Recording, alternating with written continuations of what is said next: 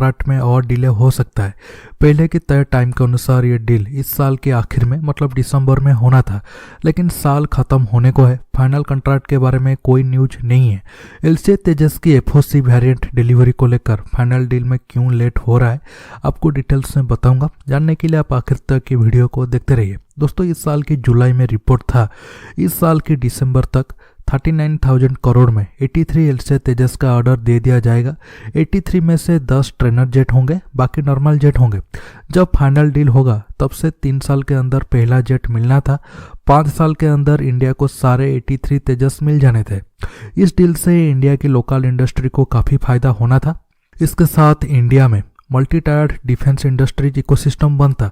LCA Tejas project में 5 major private sector player है। Larsen टर्बो, VEM technologies, Alpha Tocol, Tata advance material और dynamic technologies, ये सब कंपनी तेजस की फ्यूजलेग, विंग, टेलफिन और रूडर्स को बनाएंगे। इसके साथ हाल बैंगलोर की ट्विन प्रोडक्शन लाइन में तेजस के असेंबल्ड होना था। इस साल के नवंबर में तेजस की 3rd प्रोडक्शन लाइन बनना था, जिसमें 2 सीटर तेजस का ट्रेनर वेरिएंट बनना था। और इस नए प्रोडक्शन लाइन में 1 साल के अंदर 18 ट्विन इंजन तेजस बनना था। पहले जो 40 तेजस ऑर्डर में है, उस ऑर्डर में से 8 ट्रेनर तेजस, साथ में जो नया डील होना था 83 तेजस खरीदने को लेकर, नए ऑर्डर में से 10 ट्रेनर जेट।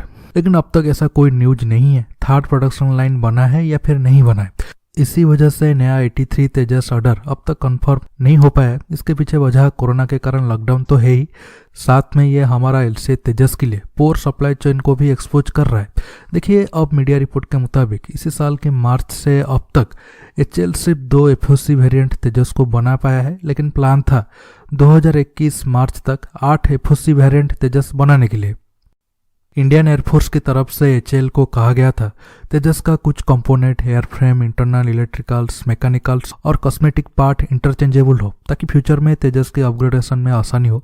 अब रिपोर्ट के हिसाब से 2 एफओसी वेरिएंट तेजस तो 100% बन गया है। इसके साथ और 2 तेजस की कंस्ट्रक्शन एडवांस पोजीशन में। फिर भी दोस्तों, मार्च तक जो 8 तेजस बनाने का टारगेट था वो पूरा नहीं हो पाया है।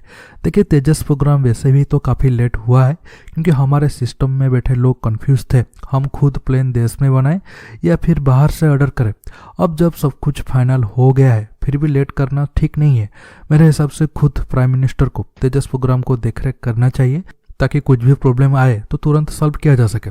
अगर कोई संस्था या फिर व्यक्ति की वजह से ये प्रोजेक्ट में डिले हो रहा है, उसे दंडित किया जाए।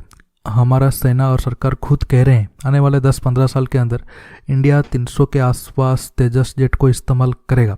लेकिन प्रोडक्शन रेट अगर इतना स्लो होगा तो फिर ये टारगेट हम कैसे पूरा कर पाएंगे।